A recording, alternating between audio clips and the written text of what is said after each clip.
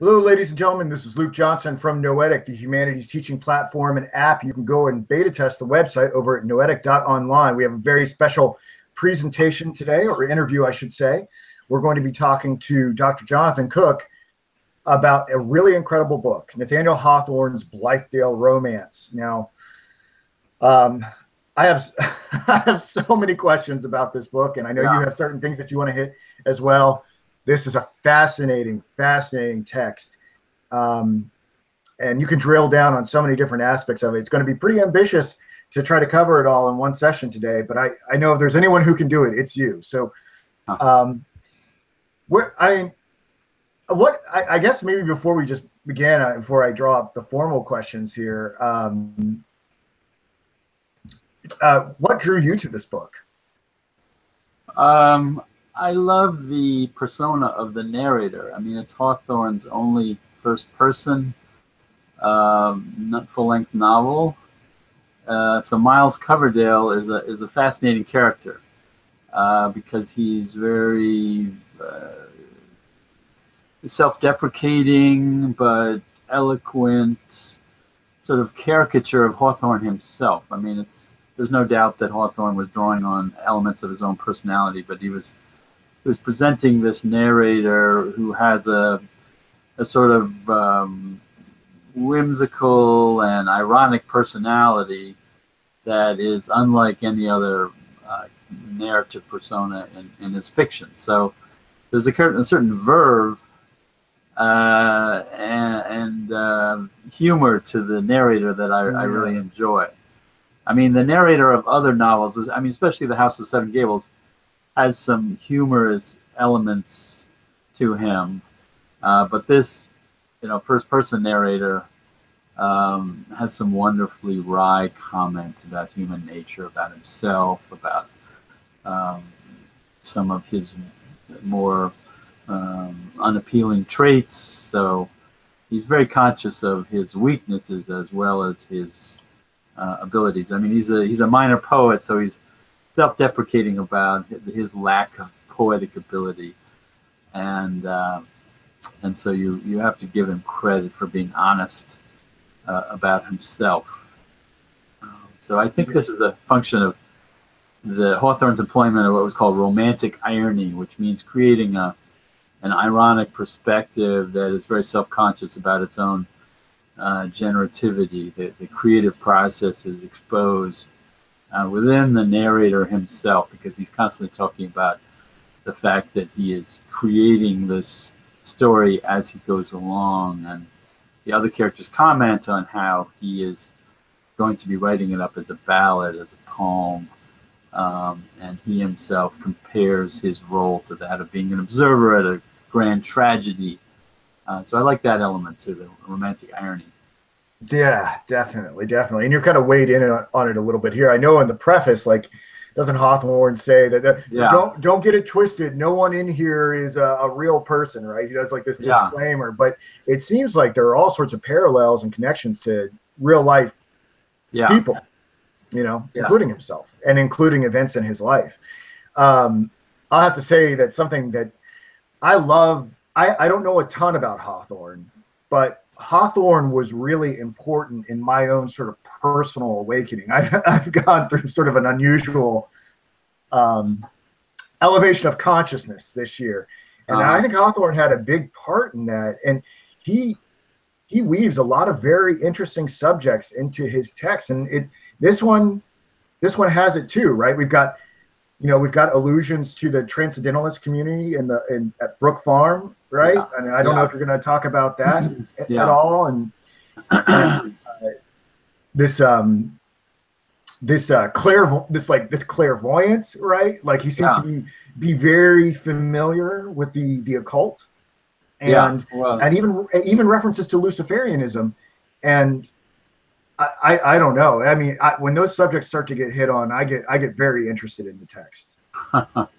Well, it's sort of a cross section about New England culture in the early 1840s, because it was a time of cultural reform. The country was in the midst of a major depression. It began with the Panic of 1837, and ran pretty much until about 1843. So about 6 years of slowdown economically, and a lot of cities were hard hit. In particular, in fact, the founder of Brook Farm was a minister, a Unitarian minister, Right. who was friends with Emerson and some of the Transcendentalists, named George Ripley, and he had an inner city parish in Boston, and his resignation from that parish was to found this community which would set an example of cooperative labor that would presumably, if it caught on as a model, that it would lead to a more just society where, you know, the working people weren't as segregated from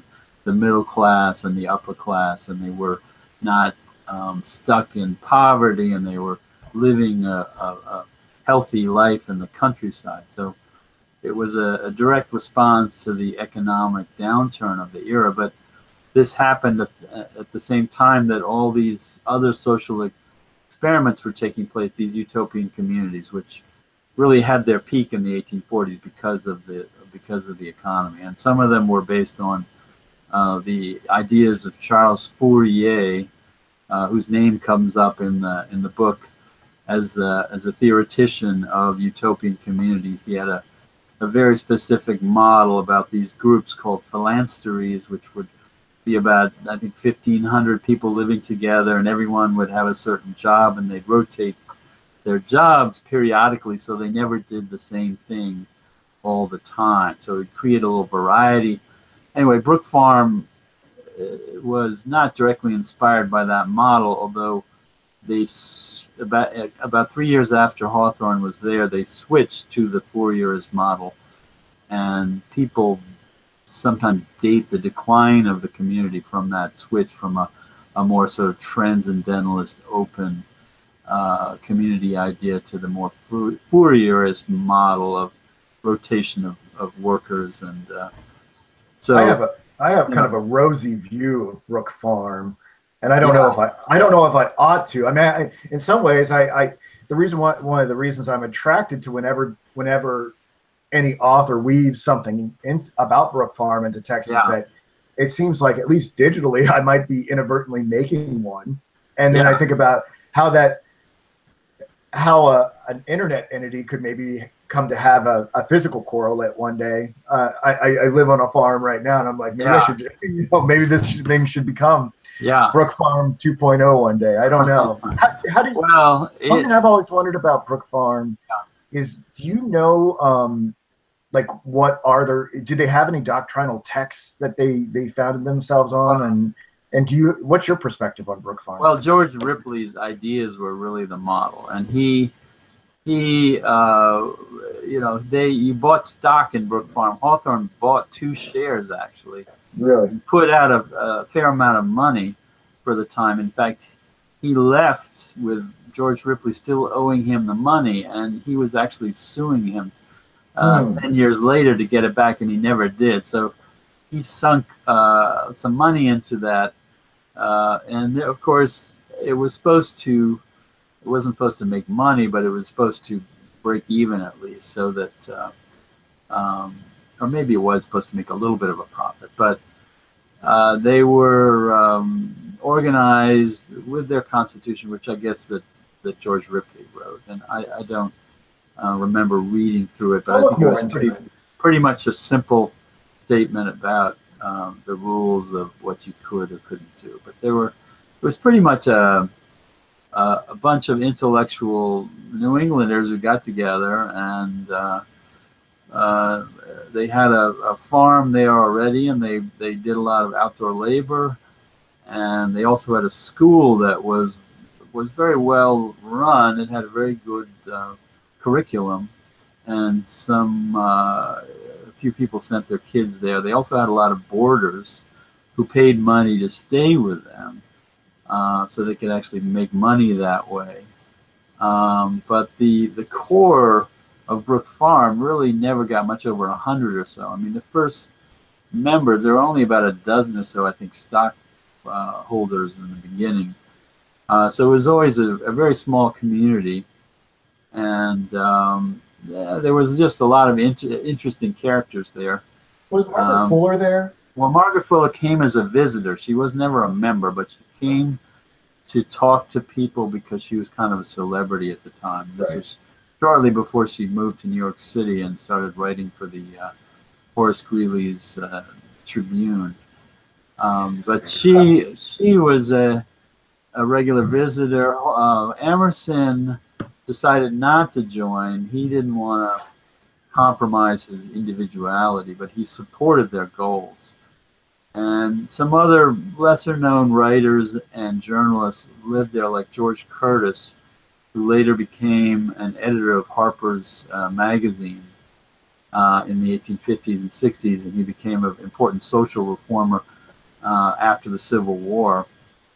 He was there as a young man, and Charles Dana was also a journalist who later worked for the Sun in New York. And there was also a very good music critic and writer who was there. So there was always interesting people to talk to, and a lot of young people as well. And after Brook Farm ended in about 1848, they had a fire that burned down their new main building, and they couldn't rebuild it because they hadn't insured it. People wrote memoirs. Some of the younger people wrote memoirs, recalling just how much fun it was to live there, because they had I bet. just a bunch. It was like going to summer camp, except it was year round. Yeah. It's So like intellectual grown-up summer camp. yeah, Well, I heard I think I caught something out of the corner of my eye that maybe this character Zenobia yeah. in Blithedale Romance might have some Based connection to Margaret Fuller. Margaret Fuller, yeah, definitely it does, and it's interesting because there was a controversy after the novel was published about how much Right. Margaret Zenobia reflected Margaret Fuller, because Margaret Fuller, she was idolized by a lot of people in New England as a pioneering feminist, and she had died in July 1850. She had drowned when her ship bringing her back That's from right. Italy with her That's right. husband and her child wrecked off the coast of Long Island, and the ship was within sight of land, and it was in a terrible summer storm, and hit some rocks and split open, and Margaret Fuller was drowned with her husband and with her child. So there was a sense of great sense of loss for a lot of people. Like Emerson was close to her. On the other hand, she was coming back to New York with a little bit of a questionable reputation about her marriage. In fact, whether she was married or not, because she had gotten involved with an Italian in Rome named Asoli, who was a member of the minor nobility, and he was a younger man than she was, and they had a child together. And Margaret Fuller claimed to have married him, but the question was, did she do so before the child was born? And the question also was whether she had actually been married or not. So coming back to the U.S., a lot of her friends were afraid of the scandal that might ensue when she had to sort of explain her husband and child, and whether she actually was married to the guy or not. So, but of course, her people like Emerson and some of her other close friends didn't,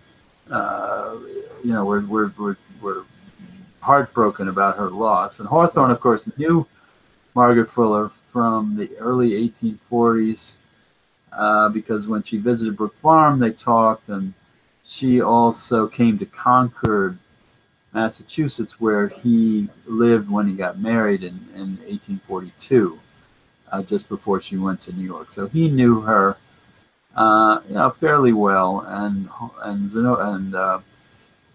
Fuller admired Hawthorne, and she admired his marriage. It was a companionate marriage because Hawthorne's wife, Sophia, was intellectual, and Hawthorne and she were kind of a model as far as cooperative sharing tasks in their household. Man, this is so fascinating. I mean, I just want to do like a whole study on Brook Farm and all these Yeah. individuals associated with it. I got to figure out how to do it. But I mean, I would imagine that there were other circumstances besides Brook Farm that affected the composition of this text that you want to bring to light. Well, let me just, I want to just finish with Fuller, though, because the interesting thing is, and I wrote an article about this, that Fuller served as the model. I mean, there are at least 10 or so ways that Zenobia resembles Fuller, including the death by drowning, the dubious nature of her marriage, the sort of feminist ideology that each of them is promoting, the artistic predilections, the association with classical culture and the South. But in fact, there is a sort of triangular relationship here, because Fuller's influence as a model is coupled with that of a literary character named Corinne, who was the subject of a famous novel by Madame de Staël from 1807. So Corinne, or Italy, was a very well-known book in not only in France but in England and America, because it's de Staël's most famous novel. She was the author of a book about Germany that brought a lot of the German philosophers to people's knowledge for the first time. Wow. Kant and Hegel and whatnot. But she created this heroine who's sort of an early feminist model, about a woman who is this artistic person who creates spontaneous poetry. She's called an improvisatrice. So she sort of spontaneously creates verse, and she's the half sister of another young woman. Freestyle, freestyle poet. And she's, one of the things about the book is that it gives you a real tour of Italy and Rome. I mean, people read it as though it was kind of like taking an excursion through Italy at this time and in the early 19th century. But it also provides a little bit of a source for the plot of Blithedale Romance, because Corinne has a half-sister who is favored by this guy named Oswald, whom Corinne knows in Italy. And the expectation is maybe they're going to get married, but then Oswald goes back to England and he finds out his father didn't want him to marry Corinne. He wanted him to marry the half-sister Lucy, or Lucille. So the father sort of tips the balance. So the father dies, and when this guy Oswald is back in England, he decides to marry Lucy because he thinks that maybe Corinne has forgotten about him, and he also thinks that she's a more desirable companion because she's less complicated, she's more traditional, she doesn't have an artistic temperament. So in a way, this resembles the competition between Zenobia and Priscilla in the novel, and the fact that Zenobia is the wealthy, glamorous, artistic older sister, and Priscilla is the younger, more, well, in this case, she's the poor but spiritually empowered young woman who acts as Westerveld's subject in his mesmeric demonstrations. Because what Priscilla is doing as the veiled lady is to provide entertainment to people as under hypnosis. There was dozens of people in Boston in the 1840s providing demonstrations of hypnosis. It was called mesmerism at the time, and it was just kind of entertainment that you would go to, and that's what the narrator, Miles Coverdale, at the beginning of the book, is walking out of one of these mesmeric entertainments where he's seen this veiled lady, and that, of course, is Priscilla. being exploited by this kind of satanic kind of guy who is named Westerveld, and it turns out he's actually likely Zenobia's estranged husband. So that was the thing that was one of the things that caught my attention, is that Hawthorne does seem to be aware of Satanism. The thing I first picked up on it was in Young Goodman Brown. Yeah. Well, where was he? What made him so interested in that? Where was he getting that? Well, I think it's partly because he's a Puritan, so the old idea of the devil being active in the world was still in the air. I mean, certainly as a citizen of Salem, Massachusetts, you couldn't escape the influence of the idea of demonic possession. Did he believe in it? No. I mean, he just wrote he exploited it as a literary device. Plus, there's a strong influence of Goethe's Faust here, because Mephistopheles, Goethe died in 1832, so the Faust Part 1 and 2 was read and widely disseminated. So Mephistopheles became the model for the devil for many 19th century writers. And the idea of the gentleman devil, not the guy with the horns and the pitchfork, the cloven hoofs. It's more the gentleman, with their glowing eyes periodically.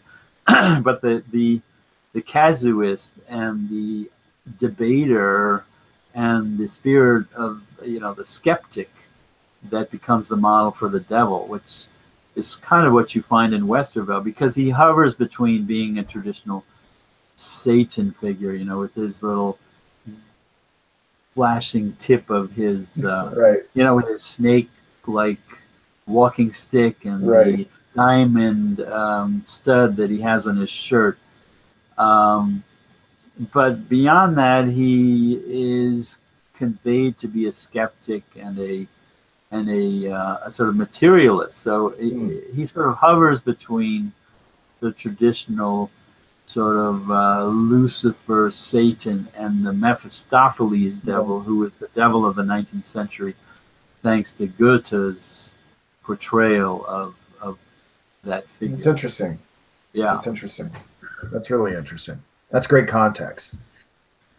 All right, so we talked about Brook Farm. Yeah, and I just want to let me mention that Hawthorne joins Brook Farm in the spring of 1841. He's only there about 6 months, but he leaves, just like Coverdale, he leaves kind of in the late summer to go back and do things in Boston. So he was never very firmly committed to Brook Farm, although when he got there, he had thought originally he was going to marry Sophia and they would live there together. But after spending a few months there and realizing that he was exhausted, shoveling manure all day, and he didn't have the energy to write, he realized that he made a terrible mistake, that he could not continue as a writer and also do all this manual labor. It just was, he was not going to physically able to meet the challenge. So he left for a while and went to Boston and did some things, and he came back, and so he was visiting on and off in the fall of 1841, and then of course later that a few months in the early summer he married Sophia and moved with her to Concord, Massachusetts. So that's the history of his involvement. It's kind of about the same time frame as Miles Coverdale, and Hawthorne too had a terrible cold when he arrived, and there was a big snowstorm the day that he was going to Brook Farm. So all of that is very much autobiographical. I forgot to ask you this because I wanted to make sure you got a chance to plug the article that you had written about the connection between Zenobia and Margaret Fuller. Yeah. Where can people find that? It's right here. It's in it's a journal called Prospects. Okay. Is it online or is it? No. I'm not sure if you can find it on JSTOR. So it came out, it's volume 28 of Prospects. It's not published anymore. It ended its publication run. It was published out of Columbia University, and it was a very good review of cultural studies, not just literature. What was the name of your article? And my article is called "One of the Most Gifted Women of the Age: Zenobia Margaret Fuller and de Stael's Corinne in the Blithedale Romance." So it's kind of triangulating. Here's the article. Triangulating the relationship between the character of Zenobia Margaret Fuller and de Stael's Corinne, because not many people have made that connection with all the three of them, but it's kind of an interlinked set of influences there. Well, if you ever want to, maybe we can talk about that more in depth. Yeah. I mean, I personally love your commentary. So yeah. Yeah, I mean, I guess the next question I had here was, and I think you've alluded to it somewhat, but I don't know if you want to expand on how the novel reflects the reform culture going on at this time in America in the 30s and 40s of the 19th century. I mean, you talked about it a little. Do you want to say more? Yeah. Well, the utopian movements, of course, were a direct result of the sort of collapsed economy and people trying to invent new ways to associate themselves. I mean, as we said, Fourier was the big name in the 1840s, but there have been other communities springing up here and there. But the other thing is that we have several traces of other reform movements. Temperance, of course, was a big movement trying to limit the consumption of alcohol, which had actually reached epidemic levels in the early 19th century. I mean, tons of people were just drinking lots of hard liquor because it was so cheap. There were no liquor taxes, so you could get a bottle of whiskey for a few cents. And people, because not all the water was safe, people thought that you should really drink alcohol to waking up in the morning and get a good start, with a shot of whiskey. There was probably some truth to that, but yeah, it probably so. But so there was a big movement in favor of limiting alcohol consumption, and debates about whether it should just be hard liquor or whether it should include beer and wine. And a lot of the evangelical community got involved in temperance lecturing, and all kinds of organizations started. There was a group called the Washingtonians, which is sort of a working class temperance movement beginning in the early 1840s. But Miles Coverdale refers to that when he goes to the bar in Boston to meet Moody.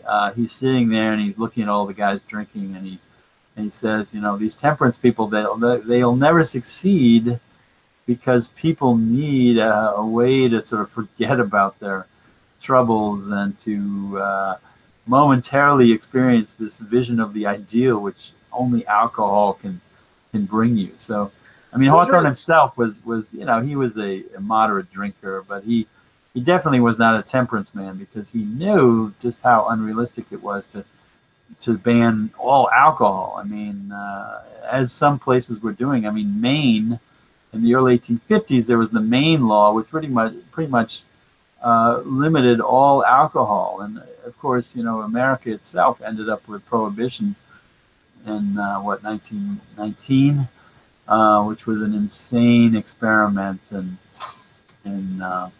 keeping alcohol from ruining families. Yeah, perhaps well intentioned, but I mean, right, the issue with that the prohibition laws, right, is how it fostered the mafia activity, right? Led to the massive law breaking by most of American citizens.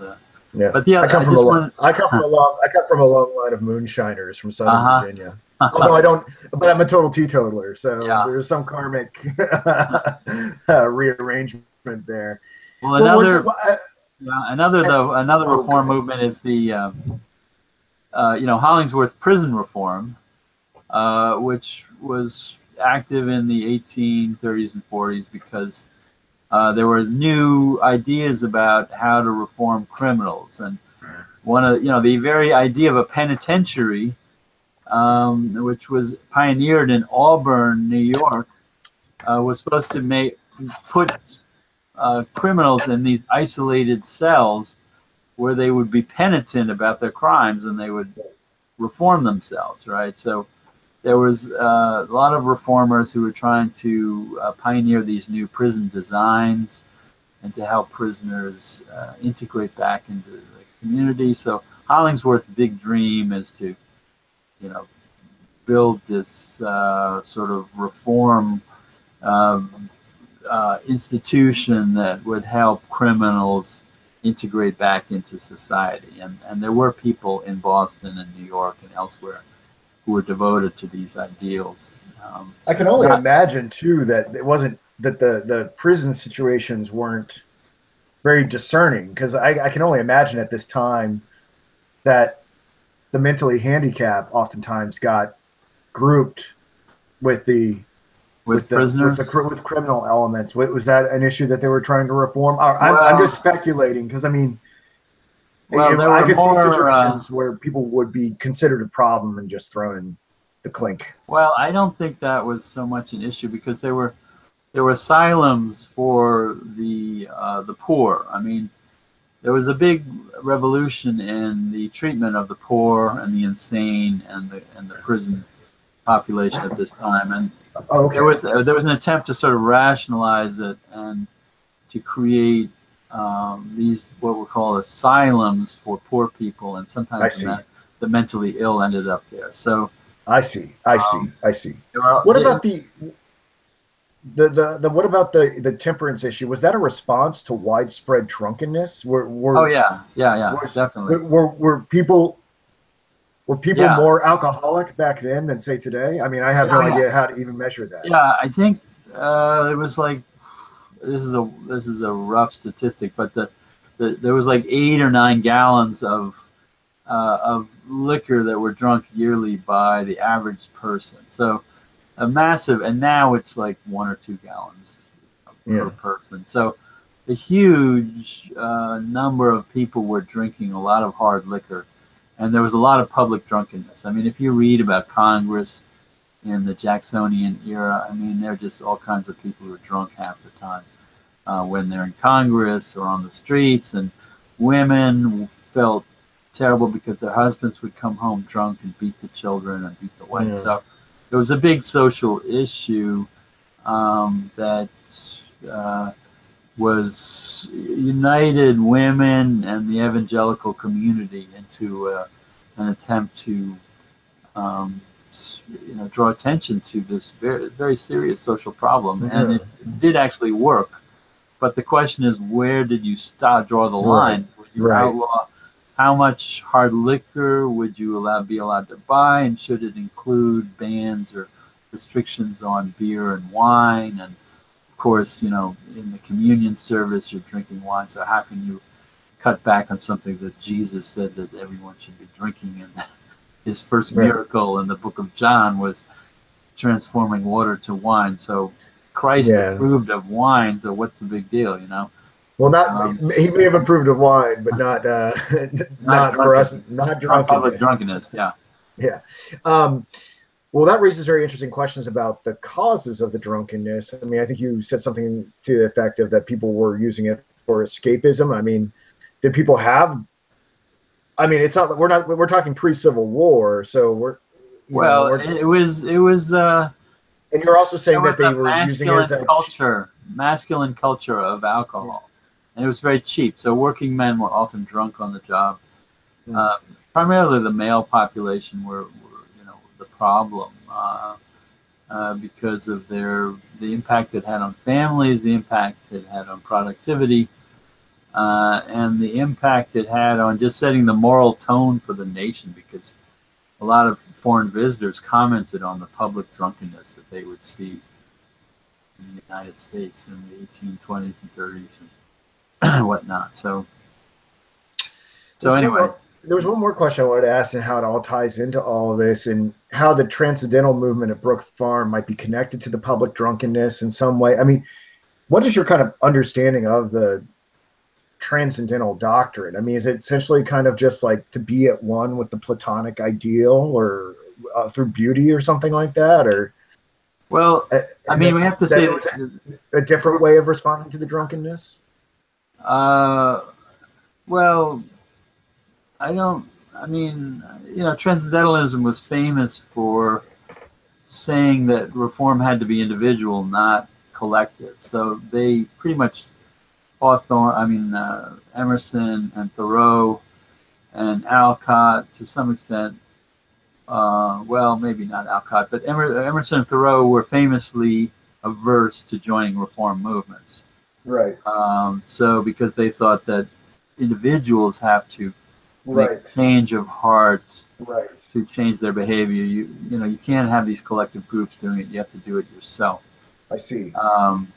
And Brook Farm, I mean, you could only call it a transcendental utopia to the degree that George Ripley was the founder and head, because he was a reader and supporter of Emerson, but he was by no means was he teaching and promoting transcendentalism at Brook Farm. I mean, he was pretty much pioneering the idea of sort of Christian socialism is what he was doing, more than transcendentalism. Interesting. Yeah.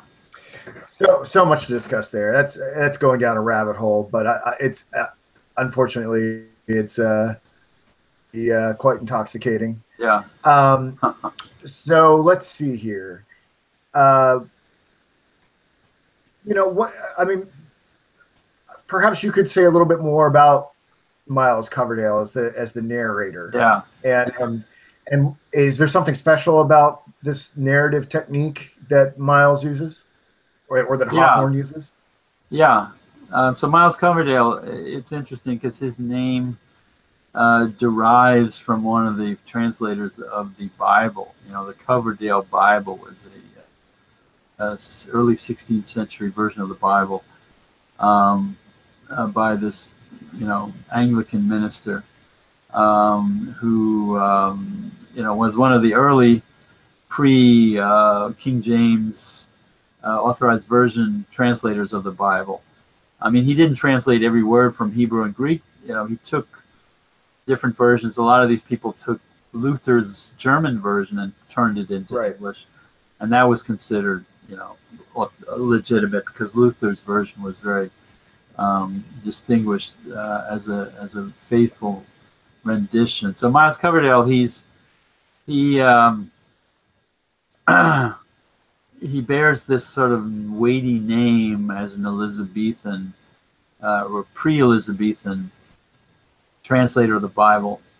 And Miles, of course, comes from the Latin miles, which means soldier. So it's kind of a joke of a name because Miles Coverdale is kind of a lazy Epicurean dilettante who doesn't have any real religious conviction or anything, but he bears the name of someone who was a famous translator of the Bible. And he's not a soldier of Christ or soldier of God. He is sort of intentionally weak guy who can't really get his priorities straight. I mean, he's a very interesting character, and he kind of beats himself up for his lack of commitment. But his very problem is he doesn't have commitment to the ideals of the community. He doesn't have a commitment to people. He's kind of an observer and a skeptic. I mean, just like Hawthorne himself was famous for being a sort of impersonal observer of people around him and being a little bit cold-hearted about some of his relationships, as being too eager to sort of drain people of their essence and then put it into his fiction or his literature. So Coverdale is a caricature of Hawthorne himself as a literary artist who's kind of a intellectual predator on his subjects. And he has too much detachment from the characters. At least that's what they say. Zenobia blames him for being an observer, which is going to turn her story into a poem. And so at the end of the book, of course, he confesses to something he's never told anyone, which is he was in love with Priscilla.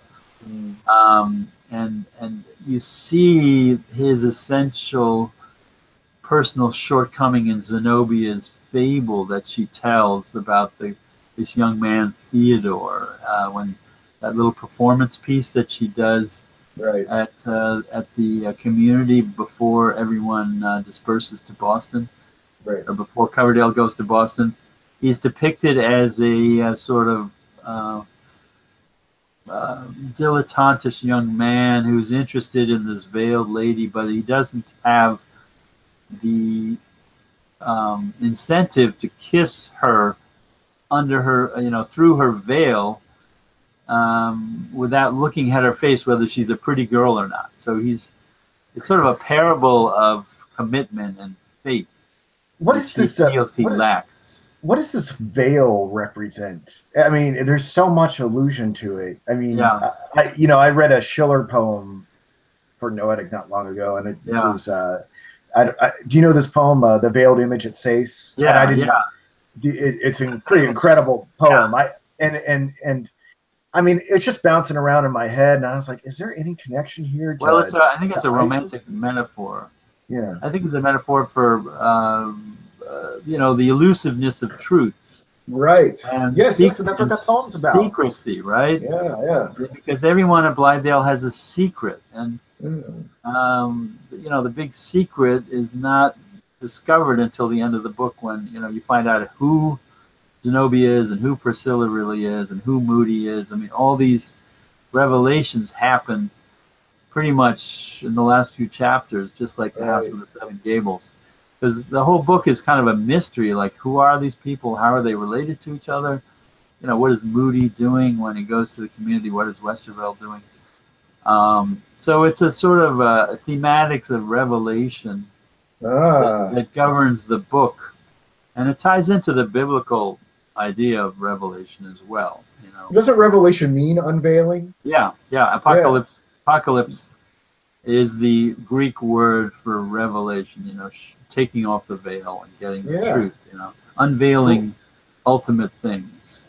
Because the book is pretty much an apocalyptic text. It's Brook Farm itself was partly inspired by the millennial hopes of the era, when it was considered that if you get enough social reform going, you'll create a perfected community, so that you will end up in this sort of post-millennial world where Christ will be inhabiting the community, but not physically, but after the millennium has already occurred. The difference is premillennialism means Christ comes back, and then the millennium happens after his apocalyptic appearance. But millennialism was the dominant belief system for most Christians at the time, and that meant that you kind of work your way towards the millennium by performing, perfecting your society morally. Yeah, co-workers, right? And you're accelerating and becoming eschaton, which is like.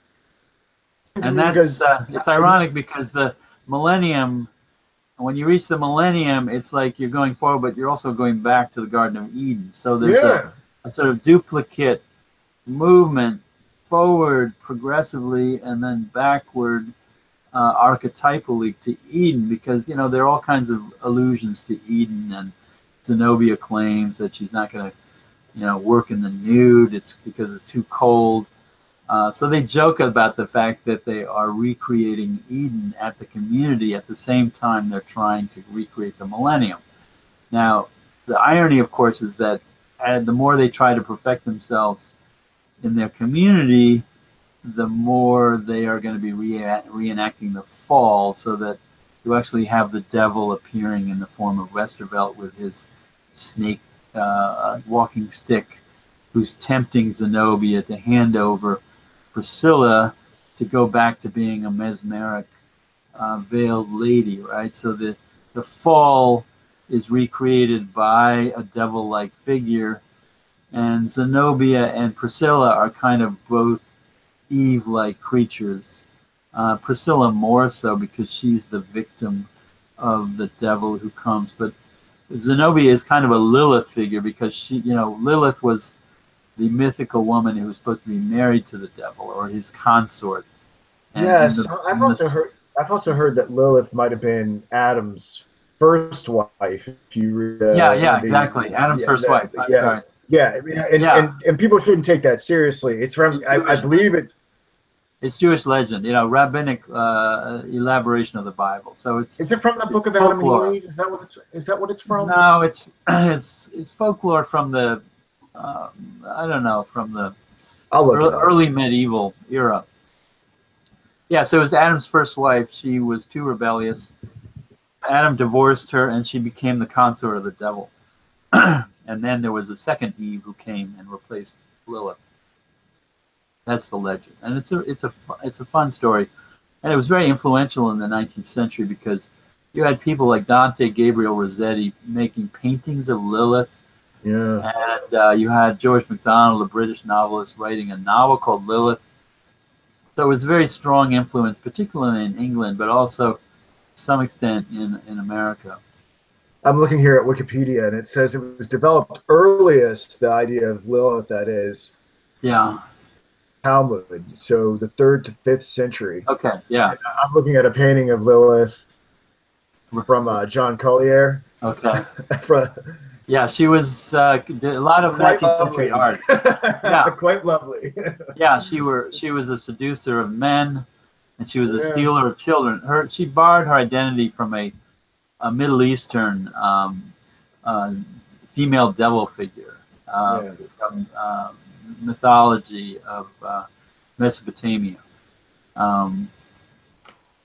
So anyway, there is an archetypal story going on in Blithedale Romance of the fall being recreated in the midst of a quest for perfection, which is pretty much a thematic concern or the dominant thematic concern in the book, because here these people come and they're trying to recreate Eden, and what do they find up with? They end up with sin and death. Zenobia kills herself. They have to create the first grave on the site of their community. And Hollingsworth feels like he's sinned permanently. He can't get over the fact that he feels guilty about killing Zenobia by the way he treated her. Yeah. Raises, we were talking about some of these archetypes and whatnot, but we see this occur in other aspects of Hawthorne's authorship as well. And, obviously to me, it rang a lot of bells in regards to Young Goodman Brown, like I said earlier. Having the small community, even the staff, right? Isn't there a character in Young Goodman Brown that has a staff? Yeah. Can you?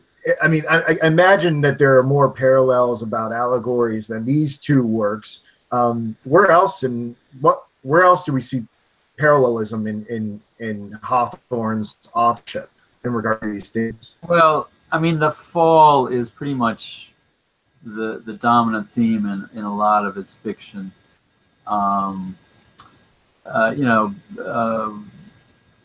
Scarlet Letter. You have the devil figure in Chillingsworth, and sort of Eve. Adam and Eve are the two protagonists for that book, Hester and Dimmesdale, and we end up with the death of Dimmesdale and Chillingsworth at the end, and so the dominant theme in a lot of Hawthorne is the idea of recognition that human nature is flawed, and it's a very much of a Christian theme. but it's not doctrinally enforced. But it's the question of original sin. We still Right. bear this flawed nature that we can't ignore, and if we try to do so, then we're going to screw up in a bad way. Right. Um, so, all of his books are enactments of the fall in one way or the other, and there's usually some villain who has ties with the devil. Killingsworth in Scarlet Letter, and Judge Pynchon in The House of the Seven Gables and Westerveld, and then you have the artist model in The Marble Faun, Hawthorne's last full-length novel. Ooh, I don't know that one. Yeah. So yeah, this was a dominant theme in his work. Rappaccini's Daughter is a wonderful story. His longest work of short fiction, very much based on the idea of the fall. What do you think about this whole idea of repeating the same themes over and over again? Well, Do you like that? Do you not? Do you Yeah. like that? Do you not like that? Do you think it's lazy? Like I get, my area of expertise, for anyone who has never listened to me before, is Kierkegaard, and it's a double-edged sword, because sometimes I just think he's so repetitious, but then at the other time, like, he finds a new way to elaborate within this constrained set of ideas, and he's able to really drill down and develop a universe within it. So I have mixed feelings about it, and that's why I enjoy reading so widely about so many other subjects, is because I just get stuck in the repetition of his main ideas. What do you think about it? Well, Hawthorne varied this theme in so many ways that you never really fault him for taking it on, and he was very much of his time. I mean, America in the 1830s and 40s was very much a Christian nation, very much a Protestant country, and you really couldn't get away from religious ideas. And Hawthorne said he was reflecting the dominant ideology of his culture by writing fiction that mirrored the primordial, prototypical story of the Bible, the third chapter of Genesis. And so I think he does a masterful job just adapting this story to many different circumstances. I mean, he's never preaching to you. He's just showing characters. No. In very many different circumstances and historical eras, encountering evil either within themselves or outside themselves. So, I mean, it's very much a reflection of the era that he's writing like this, and of the fact that he's a Puritan from Salem, Massachusetts, one of whose relatives was a founder of an early important figure in Salem in the 17th century. So this is kind of an interesting question about his biography. Is that I think, I like our dynamic, because I think we represent maybe different types of intellectuals, right? Like, so much about you as a scholar is this sort of dispassionate, cool, deliberate interpretation of the facts. Yeah. Self in the mirror, and I'm a neurotic, right? Like, I'm really I'm an obsessive who gets really worked up about things, and both attitudes as creators and discerners of the truth are very important. Where, if this is the scale, where was Hawthorne? Was he obsessed? Was he coolly dispassionate? Did he take on different personas through his life as he was writing these texts? Because it seems a little bit like a fixation. Yeah, I mean, he was a very deliberate creator, but he obviously he was obsessed with being a great literary artist, and he he wrote very beautiful prose. I mean, if you notice his style, it's just very, it's kind of almost 18th century in its clarity and the beauty of its structure.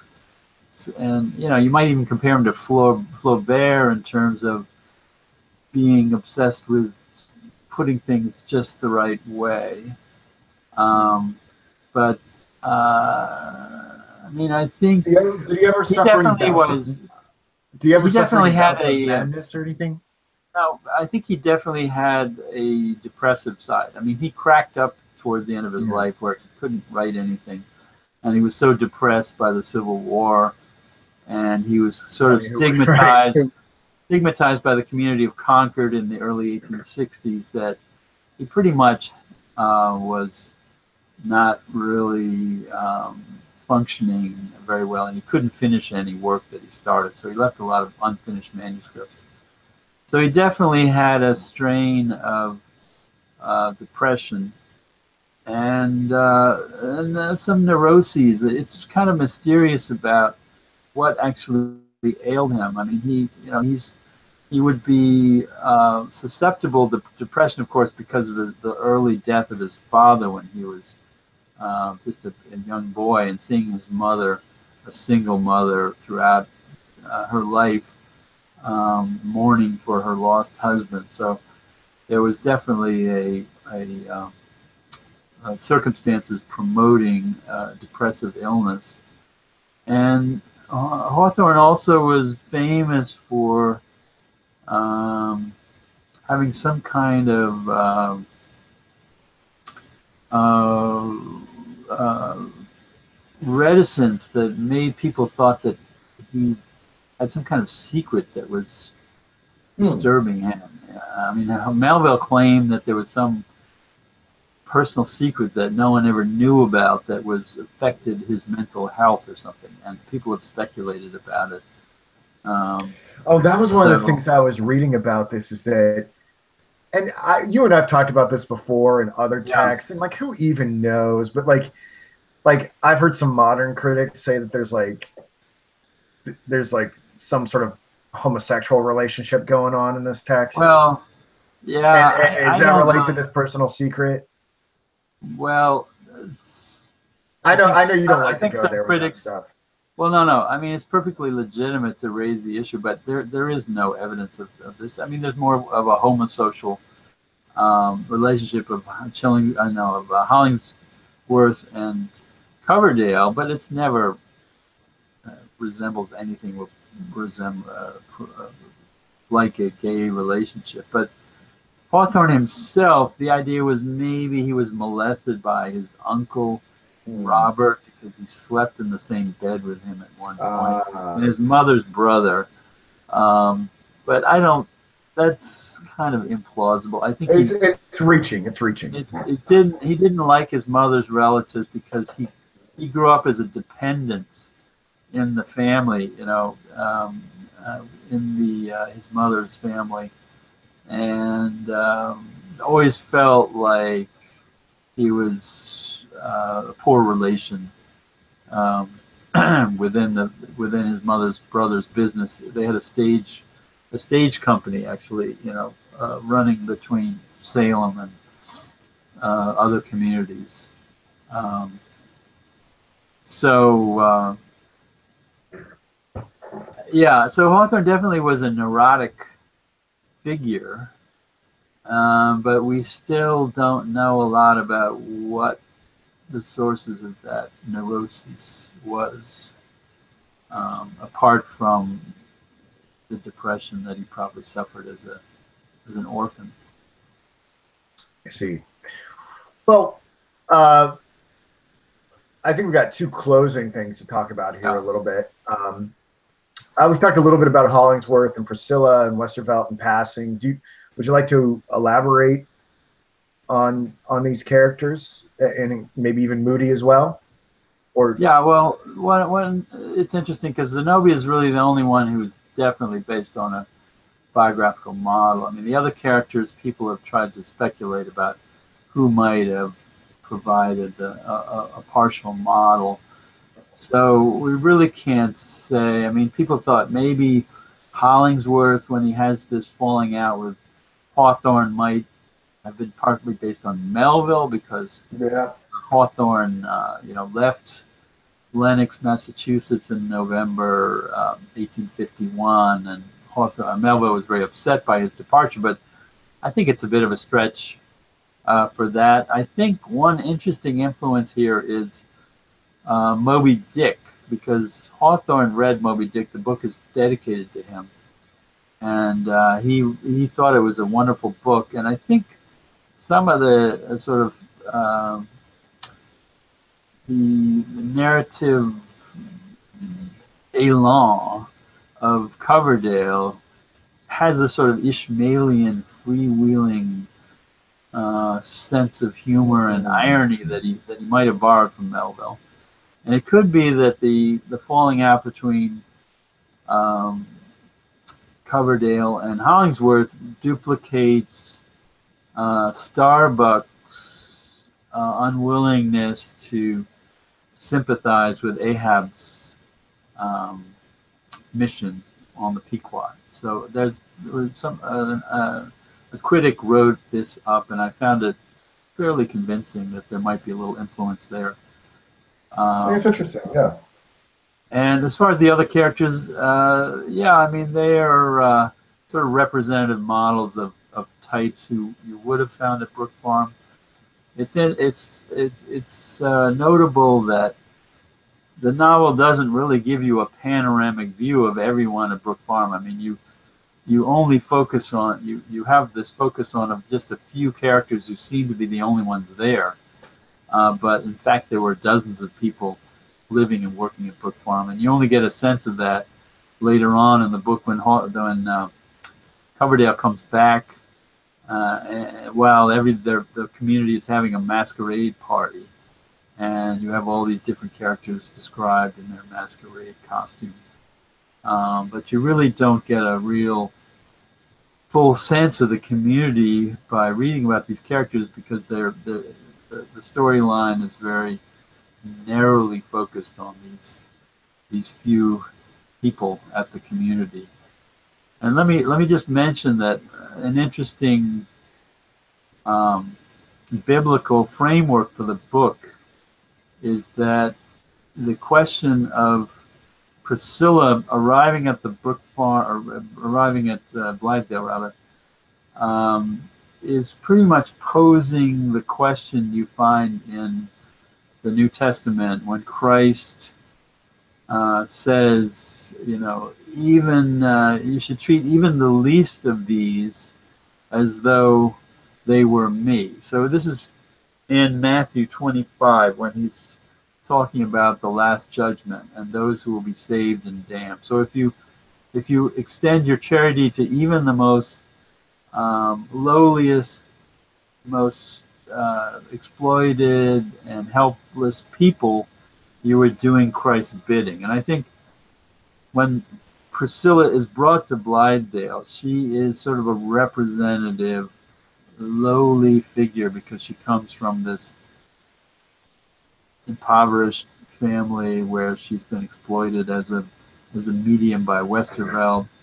And her treatment by Zenobia and Hollingsworth and Coverdale is kind of a benchmark about whether they are truly charitable people. And Moody, of course, is a sort of a caricature of the Old Testament God, who's a moody fellow who's constantly losing his temper and killing off the Israelites.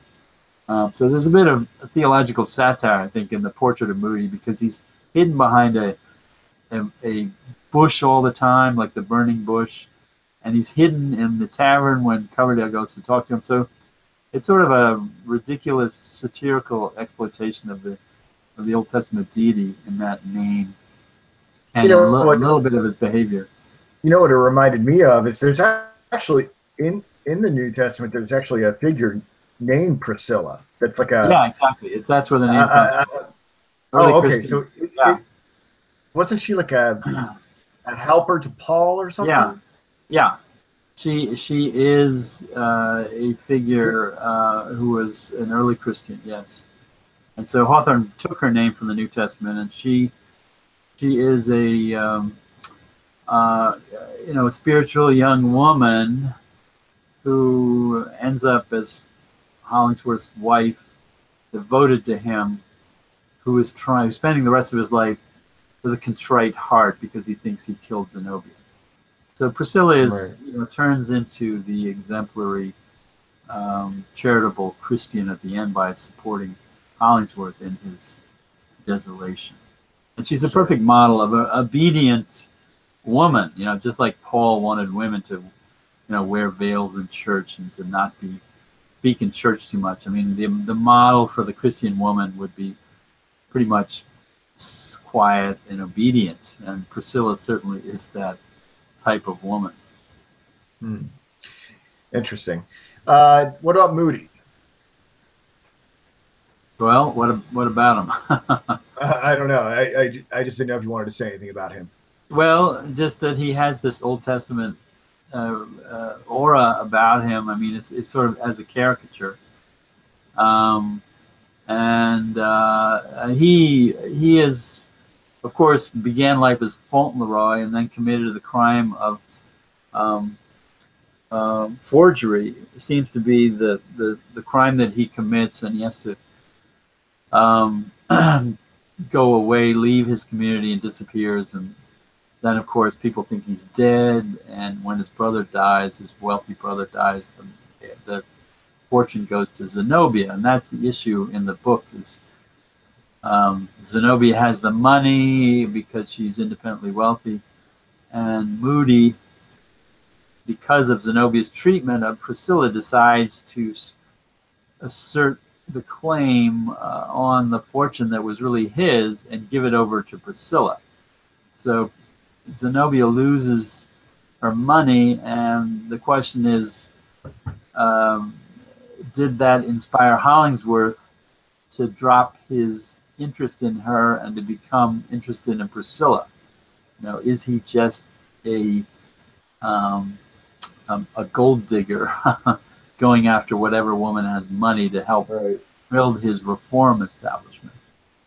So that's the suspense of the book, that we don't know really who he is, what he's doing at the community, what his relationship is with these two women. And we get that when we hear the story of Fauntleroy that Coverdale inserts into the novel as a little short story. Well, I think we've covered a lot of the big ideas of the text, and I mean, there's a lot here for people to digest. And I don't know how long we've been going. And well, about an hour. An hour. Well, do you want to say a little something about its critical reception then and now? Well, it was a popular book. Came out in the summer of 1832. I mean, it got some criticism for being sort of somehow influenced by French decadent writers of the 1840s. But I think people enjoyed the persona of Coverdale. It didn't turn into a bestseller by any means, but people, a lot of people thought that it was one of his better novels. I mean, of course, it was only his third novel by this point. And it's kind of always had a mixed audience in the scholarly community. Some women, a lot of women readers hate Coverdale because of his attitude towards Zenobia. They think he's sort of demeaning towards her. At least the academic critics attack Coverdale all over the place, and they, of course, idealize Zenobia, as this great martyr to feminist freedom. So it's certainly kept its critical interest for the last, I don't know. I mean, since Hawthorne criticism really started getting going in the 1940s and 50s, and there's been a constant stream of books and articles on this novel, so you won't find any lack of critical material to dig into. It might be my favorite of his.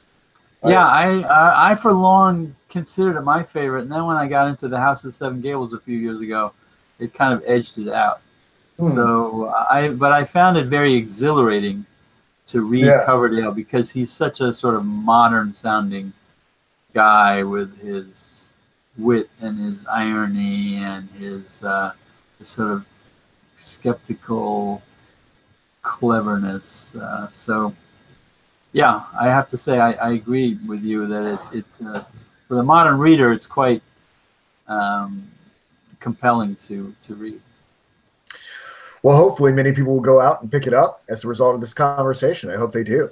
So thank you so much, Dr. Cook. You elucidated so many aspects of the text, and I can't tell you how much of an invaluable service that is to humanity and to Hawthorne's legacy. Happy to do so. Excellent. All right. Well, everyone have a wonderful evening. Thank you, Dr. Cook, again. And we'll be back soon. We'll talk off air and see what we're going to do next. Take care. Okay.